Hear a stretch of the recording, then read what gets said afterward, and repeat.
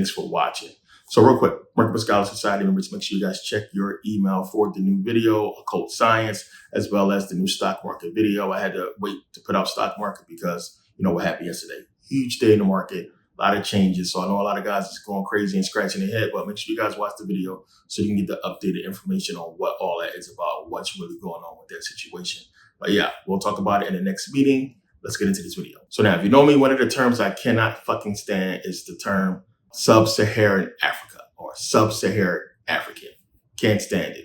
So as I talked about before, this term was created to steal the identity and the history of North African people. Now, most people in North Africa believe that North Africa was always white or always light skinned, right? That Europeans and Arabs were always in North Africa. No black Africans were ever there. Sounds crazy when you understand history and who was here first and everything like that. The entirety of Africa, majority dark skin, but somehow North Africa escaped this fate. So we know what happened with South Africa, what have you. But since the history of North Africa is so old and, you know, amazing things are up there, they want to steal this history, but it's real easy to really get through this whole thing. So in this video, we're going to really crush this whole argument and show you, one, before anybody called Romans or Berbers or Arabs were ever in North Africa, there was already black Africans in North Africa, period, right? So we're going to get through that whole nonsense, answer the question of who the Berbers really were and who the Moors really were, because there's a lot of confusion around that as well. So a lot of people just have this notion that, you know, somehow black people, you know, never were in North Africa, but it's real easy to get through this. So one, as I said, before these people ever came in there, black Africans was already there. So it says here, yes, according to historical evidence, the majority of the population in North Africa before the Roman and Arab conquests were considered black or dark skinned, primarily belonging to the Berber ethnic group, also known as the Amazigh, who were the indigenous inhabitants of the region. This is supported by ancient texts and the term Morai, meaning dark ones, which was used to describe the North African population at the time, right? Scroll down here, it's telling you, following the Arab conquest, a process of Arabization and Islamization occurred, which significantly influenced the culture and demographics of North Africa, leading to a blending of ethnicities. That's important. It also says here, according to historical records, yes, black Africans, specifically the Balfour people, were already inhabiting the territory of present-day Mauritania before the arrival of Berber tribes who migrated south from North Africa around the 3rd century BC, around the 3rd century CE, essentially meaning black Africans were present in Mauritania before the Berbers. Now, this is crazy here because it's saying that before the arrival of Berber tribes who migrated south from North Africa, right? So this is crazy. So one, we're talking about in Mauritania. So this is Mauritania right here. So, I mean, you can't go no more north from here. So where did they migrate from? They had to already be in Mauritania. Where did they migrate from? So if you're migrating south from North Africa in Mauritania, you're already in Mauritania. So that's crazy. But, you know, you look, it says down here, the Balfour considered ancestors of the Soninke. Soninke people are recognized as the original inhabitants of Mauritania. And the Soninke are right here. And all of these countries here in Africa, basically these people can trace back to the Soninke. The Soninke established the Ghana Empire. These people have been around for a long time. We can trace everything back to these people in that area. And they migrated north. They've been around there, had this territory long before any European and Arab invasion. And I'm gonna go back right here, right, where it's saying Amazigh. So these people, which Amazigh in Berber basically means free man, right? Free man. Now we're talking about people who if we're calling these people Arab, there's no term. We didn't enslave any Arabs in Africa. So why would they want to be called by the term of free man, right? So you have Amazigh and you have another Berber term, Imrajin, right? Which means fishermen. You can still find the Imrajin people over there in West Africa, still fishing to this day. And as you can see clearly, they're black. Now go back here, it says, Berber migration. Berber tribes began migrating southward from North Africa around the 3rd century, displacing the existing black African population. This migration led to social hierarchy where the Berber populations often held power over the indigenous black Africans. Now it says over here, from the 3rd to 7th centuries, The migration of Berber tribes from North Africa displaced the Balfours, the original inhabitants of present-day Mauritania, and the ancestors of the Seninki. Continued Arab-Berber migration drove indigenous Black Africans south to the Senegal River or enslaved them, right? So understand, for the people who believe that the Berbers were Arabs, right? So understand who the Berber really were. The Berbers were Black, plain and simple. The Berbers were Black, but they were also mixed in with Europeans. So you had a group of Berbers who was a mix of Black and European and Black, right? So why would they have the term Arab Berber if the Berbers were Arabs? So for the people who believe that the Berbers were Arab, and this is who history is talking about, why would they have the term Arab Berbers? So you have Berbers who were Africans, Black, and European, white. And then later on, the Arabs would mix in. And that's basically what you have in, Morocco right now. These people have no idea of their ethnicity or what they really are or their own history because they don't know where to look. But this is the truth of where these people come from and who they really are. Now it says here, Arabization. The Arab conquest of North Africa in the 7th century brought Islam and Arabic to the region. The Berber population adopted Islam but kept their own language, which is Berber. Berber is a language. The Arabic language was given a privileged status in North Africa, which contributed to the shift from Berber to Arabic. Today, many Berbers don't like being called Berber because it's not a term native to North Africa. Many Berbers prefer to be called by tribal or regional names or by the term Imazigin, which means free man in Berber. Let's look at Moors real quick. Before Islam, the Moors were people who lived in the Roman province of Mauritania, which is now part of North Africa. The term Moor comes from the Latin word moris, which was used to describe the inhabitants of this region.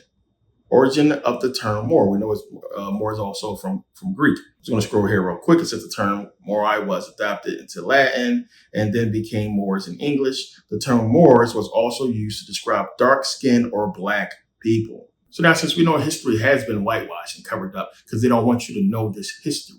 So clear as day, when you Google Moor, they show you pictures, they'll show you the Arab Moors or the Berber Moors, right? So clearly, if you want to, why wouldn't you just say Arabs? Or, it wouldn't be a distinction behind that name if it was attributed to a people that is already known, like Black or Arab or European. So this Berber name was created to describe a people who was mixed because they didn't have mulatto back then and they didn't say mixed and nobody really cared about it because there wasn't no race thing back then. They didn't care about race so much, but they called them Berber because they couldn't call them Africans because they was mixed. The group was a different ethnic group to them. So when you see Moor, clear as day, you can see Moors that are Black. You can see Moors that are Arab looking, right? And we see them dressed in the style of Islamic dress. You have to understand, as people who don't study history, that this was after conquest. So I just read to you. You can go look it up for yourself. One, we know when the Arabs came over, they brought in Islam, right? They brought in the Arab culture and customs, which the Africans fled. They wasn't the ones that stayed where you were killed, enslaved, or they mixed in and they become what we see today in Morocco. But majority of those people fled, south of the Sahara. And you have now the Berbers coming up and becoming who later on will be known as Moors. But then we know Spain is right there. We know a lot of those people fled north into Spain. And they had the Blackamoors, another word that they use to differentiate between the Berber Moors or the Arab Berbers or the Arab Moors, right? You have the Blackamoors. So one, we can see in history when you want to go look, you can see what happened to these people, how they was displaced and where they went, and that the original people were dark-skinned, Black-skinned. And you look over there today, a lot of these people just look straight up white because you got to remember what happened later on. The Romans started to come into North Africa. They started to come over into Morocco. The Romans, they were already set up and established in Liberia. And they've been in Libya, I should say. They've been in Libya for, since BC times, a long time. So they were already established and set up there to basically keep their eye on, North Africa, Egypt in particular. So now you just have to look at North African history, right? Look at what was going on there throughout history. And then it just tell you everything. History shows you everything. Now, one of the things you got to understand is whenever we have an industrial revolution, which we've been having them since the 19th century. Since the 1830s, we know in Britain, we had the combustion engine, right? We had everything happening in the 1870s with the manufacturing and everything like that. And then we know in 1882, Britain coming into Egypt, right? So we've seen so many depictions and pictures. I've shown you guys a lot of those photos between the 1880s and the 1930s of Britain and Egypt. So it's a lot of depictions. You can see there, a lot of pictures you can look and see where you can see clearly the indigenous people of Egypt were dark skinned, as I showed you. So now all you got to do is pay attention to history and look at throughout history. Whenever there's an industrial revolution, there's major changes throughout the world. And understand they're in Africa, understanding the resources that is there. So look at the history of North Africa. What was going on there? Who was in there? So we know 1830s, we get, the Industrial Revolution with the steam engine in Britain, telegraph and all that, right?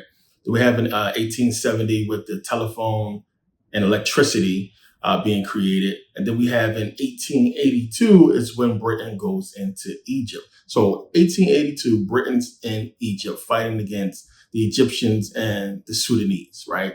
So you have the people in Sudan, black as hell, as we know, uniting with the Arab people, fighting against the British, which of course we know the British won and basically occupied in Egypt for a long time. So it's 1882. What happened in 1884, right? The Berlin Conference. The Berlin Conference is where Leopold famously said, I don't want to miss out on a slice of this marvelous African cake. So they were basically there dividing up Africa. Pay attention to the countries that were there, because this is important and it's for you to understand what's going on and to give you some kind of insight to what's actually going on. I talk about this a lot. Understand, regardless of what you think, there is no America versus Russia. There's no America versus China. All of these leaders are on the same team. They're all together. Plain and simple. History shows you that. And here's one of the reasons how you can prove it right here. History shows you. So one, pay attention to these countries that was there, right, at the Berlin Conference, right? So we have Britain in Egypt. You have the Berlin Conference. What happens after that? So we know 1896, right? The Battle of Ottawa. You have Menelik II going against Rome, right? Going against Rome, and they defeat Rome because Rome has invaded Ethiopia. They already had Eritrea, and now they're trying to get into Ethiopia, and they're invading. And Menelik II, who they basically outnumbered the Romans like 3-1. They defeated them. Easy. It's a history that is celebrated still in Ethiopia today, but we don't really know about it because of what would happen later.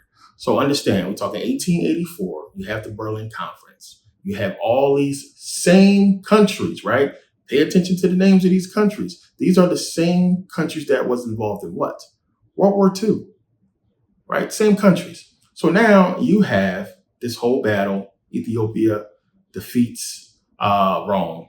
But then remember, Britain is remaining in Egypt.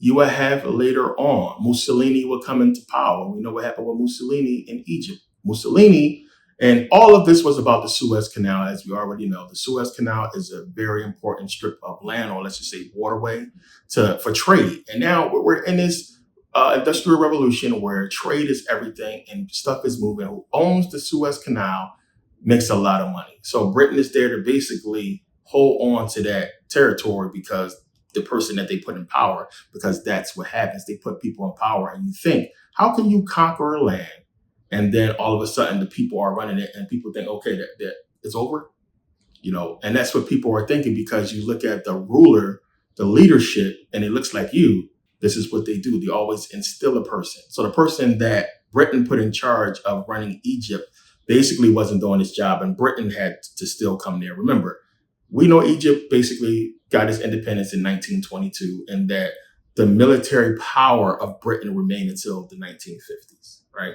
Because of what Mussolini would do later on. So Mussolini would go into Ethiopia and conquer that shit, right? Around the 1940s, I believe, 1930s, and the 1930s, what have you. So Mussolini would basically come in there, take over very easily, of course, because they drop, chemical weapons on these people. They drop bombs on these people.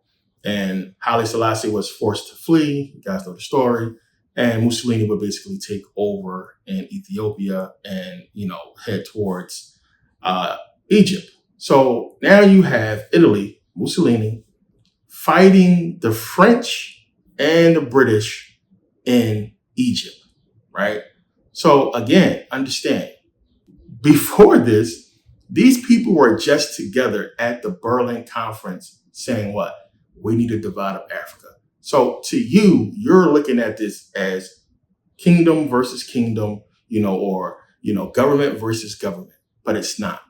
Because the people who are at that conference are not fighting. You are, the people are. And that's how the game is played. See, we think when we go to war against these nations, it's the nation versus the nation. No, this shit is for looks, man. They don't care how many people die. It's how you play the game. And okay, it's chess. We're going to play a game of chess. My people beat your people. So I get to decide how this thing is going to get divvied up. You're going to make money, but you're not going to be the monopoly, right? You're not going to be the one controlling this place. I am. And then you're going to have to take, whatever I give you, or you're not going to make as much money as me. So this is how you divide it up. Dividing up Africa they're talking about. This is how they do it. See, they send us to go fight.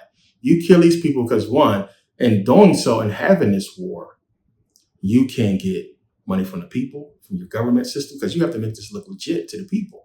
And war does look legit to people because people are dying, but not the people who started the shit, not the people who are going to benefit the most from the war. They sent us out there. So it was 1935, Mussolini in Ethiopia, right? 1940s, what's going on? World War II, right? So these same countries that's involved in World War II already met. And this is a real thing. This is not just something that's a myth, right? This is a real thing. As you can see, the Berlin Conference happened. This was a real conference to decide the fate of these people, to divide up the land. They don't hide the shit. And they're still doing it to this day, right? So you had World War II going on, which was the first New World Order for Europe. And you got to understand what took place and what they was trying to do.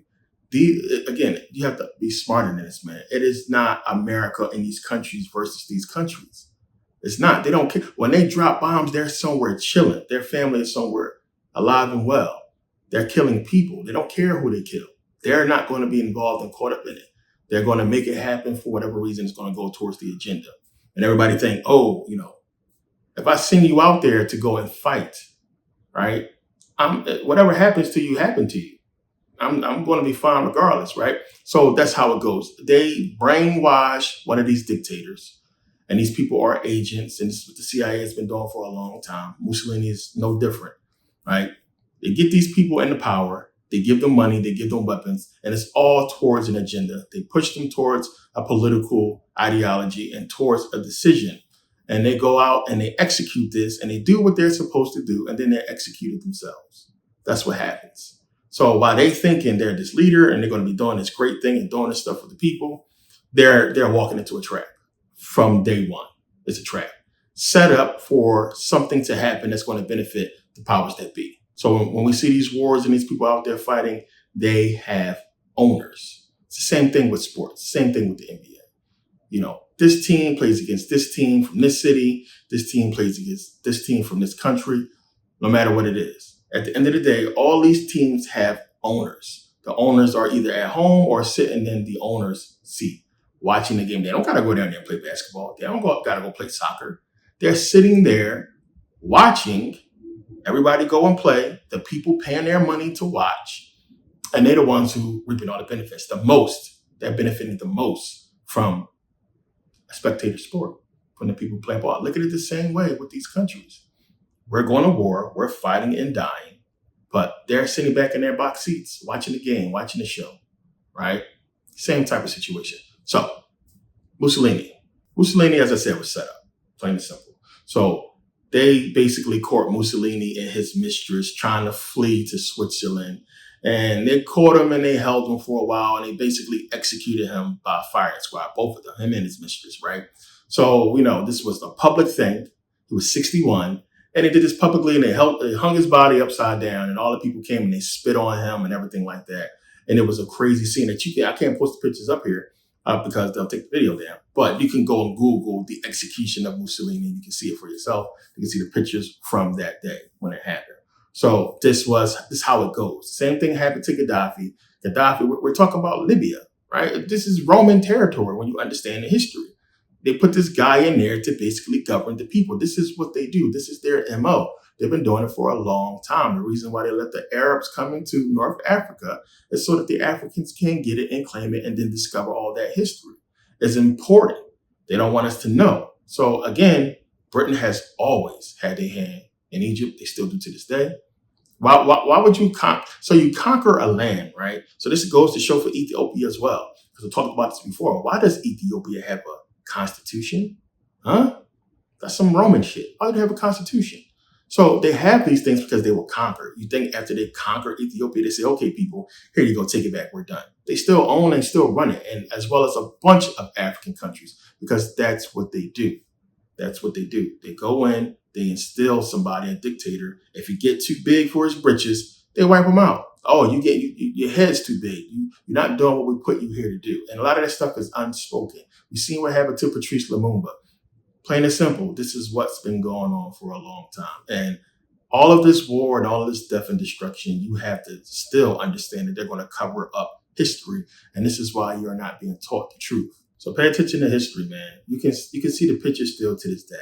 We have pictures showing, the 1940s, 1950s, what have you on up of, Italian ships coming into North Africa, coming into Egypt, Alexandria, coming into Morocco, coming into Algeria, coming into Libya. And we can see these ships and these people coming off the ship. And this is how they got there. Now, this history is before a lot of you were born. So these people born in Morocco, born in North Africa, thinking that their history begins with them and that there was no conquest. You exist in North Africa because of conquest. And you can clearly look it up and see how your people got there, your history and what you really are. And it's a shame that a lot of people don't even know their own ethnicity, where they come from, their story. It's clear as day. It's just common sense. So as I said, the whole term Sub-Saharan Africa was created to cover up, to hide, to steal the identity of the real North African people who were Black African people who were already there. It's just common sense. You can go and look at history and just pay attention to all this stuff. So you see the Berlin Conference, as I said, the same countries that fought in World War II. And what happened after that? World War II happened. So you had you had Italy in fucking Egypt fighting against the French and the British. Now, one of my favorite shows ever when I was growing up was Hogan's Heroes. I love that show. And Hogan's Heroes, if you watch the show, they had all kinds of people in there, all kinds of spies and everything. They had British, they had French, and they had Italian. So wait a minute. Italy was just in Egypt fighting against the British and the French. How is it that Italy now, a couple years later, are fighting with the Allied forces in World War II? Just that quick, right? Get rid of Mussolini, everything's changed, right? So that just goes to show what's going on. Because, the Italians were involved in World War II. Right after Mussolini was killed, things changed real quick. And then you had Italy join the war and help with the Allied forces. Because Italy's such nice people. Somehow, this one man had his butt and had control over the entire fucking country. This one guy. It goes to show you the agenda and who really is the puppet master. But the world is waking up and understanding this. People are starting to get it. There's no reason by now you can't see this deception. These people are all on the same team. We are the enemy. Plain and simple. It is not country versus country or leader versus leader. The whole bullshit with Trump and Putin and all that, these people are on the same team. It's hard for you to comprehend because of war. But again, Trump he's not lacing up his boots. He's not grabbing no gun and going out to the battlefield. Then you will look at it differently. Putin ain't going out there to fight nobody. He's not sending his kids to go fight, right? One of the deceptions that the British did, remember when they put Harry and William or what have you in the military, and they tried to make them seem like some war heroes and they seen action. Those people was well protected. There wasn't no danger at all. Period, point blank. It's all bullshit. But you got to understand that this is how it is. And all of it is a deception, is an illusion for you. So they can keep doing what they're doing. Because if the people should ever figure it out, right, man, listen, we could change the world in a day, plain and simple, in a day, but it would take everybody. And it's just not going to happen. So you got to act accordingly and understand history if you really want to be on the right side of history and be in right knowledge. Because somebody who knows what the fuck they're talking about is going to be able to crush your argument. Now, I have nothing against Europeans. I have nothing against Arabs or what have you, but this is the truth. And they think that, and it's another thing that pissed me off, they actually have the nerve to say out their mouth, we are trying to steal their history, right? We're trying to steal their identity. Are you fucking kidding me? This is what I hear from people, and I get frustrated. And it's one of the reasons why I make these videos, because I'm like, I get frustrated because there are people who don't know history, and a lot of them are Black. And I hate when I see Black people not know their own history and can't argue this argument. So, sometimes when I do read comments and I'm like, somebody's arguing, because it happens a lot. And I'm like, dude, like, you should know this. This is a real easy thing to, dispute. And you can simply Google shit just like I've been showing you in this video. And I've been doing that for a reason, to make it easy. A lot of people say, hey, man, you use Google. Yeah, because that's what people want to use. That's where you're going to start your journey. And it's not going to give you the answer you want every single time, because they tell you the truth. You have to know where to find it, and you have to know how to look for it. Everything is in books. Everything is in books. And a lot of times when you Google stuff and you go really dig, you'll see the books that's giving you, the source of where that information that Google has compiled is coming from. And it is what it is. A lot of times it's conflicting, and it'll tell you, it'll say evidence, right? So when you have something like historical evidence to talk about in a religious video, historical evidence doesn't mean proof, truth. That historical evidence has to be backed up. And we can look at the historical evidence for Black people, Black Africans being in Africa. We can look at the historical evidence and say it's just evidence, but we can also look at the proof that support that claim. One, it's Africa. Two, we know as far as we go back, the artifacts and everything that we can find pertain to these people. These people who, when you hear people say, oh, the DNA of these people in North Africa goes back to Berber or goes back to this. Yeah, that's within your lifespan and your time frame. They're testing people that existed a few hundred years ago. They ain't testing bodies that existed thousands of years ago, right? We're talking about recent history. They're not going back far enough. They're going back within a time of recorded history. And we have so much to prove beyond that, right? So that's one of the things you got to look at. And you got to really just pay attention to the actual proven history that's agreed upon by the world. And everybody knows what happened during this conquest. So the crazy thing is how they're not teaching you real Black history. We get this bullshit in February that has nothing to do, with what Black history really is and everything that we went through. So we can go and look at the world and look at history and see European Arab colonization in Africa. So I want to thank you guys for taking the time to watch. And, whenever I get a lot of backlash or a lot of people talking about the same thing, I usually try to do a video. And this is something I talked about before, but I didn't really go into it this deep. But this was a quick video. It's still so much more. I want to make this a super long video. But clear as day, we can go and look at history. We can look and see conquest, colonization, right? We can see genocide. We can see in history that these people were basically enslaved, kicked out of their lands, and replaced by the people who we see today, this Arab and this mixture. Because all it is a person that mixed in with African, European, plain and simple. And that's why they have that look. It just is what it is, which Arabs themselves are also a mixture. So you could just say Black and white mixing in and out. It's basically repeating, because you have with the Arabs, who are basically, again, a mixed people. When you have the Aryans coming down, mixing in with the people, the Andaman and the people in India, or what have you, giving you the Persians and giving us later the Arabs, all the stuff I talk about. But these are a mixed people. What you got to understand, the main thing is that African people were here first. Plain and simple. Everybody comes from African people. They are the original people. Africans was here before anybody else. So how could you be indigenous to a land that was already inhabited before you even exist, right? Before you even came into existence, Black people were already there. Common sense. And it's how you just really kill the debate. But that's too simple for a lot of people, and they want more context, and they don't even want to accept that. Because I really legit spoken to people who believe that Europeans were here first because of dominance. I've spoken to people, Arabs, who think Arab is just a race that has always been here, that they're not a mixture. Same thing with Puerto Ricans and Dominicans, same thing with people in Mexico, what have you. They don't know what they are. They don't know their own history because they're not being taught that. They don't know that they're a mixture. They don't know. A lot of people have no clue. And that's why I put that video out, basically going into that whole thing. But if you actually do the research and look, you can find out the truth if you want it. But yeah. Thanks for taking the time to watch. Again, Scholar Society members, make sure you guys check your emails. You know where to go on Podia to find the new videos. Also, all links are in the description. People trying to join or people who want to do consultations. Consultations are still going on in March. So make sure you guys go ahead and book.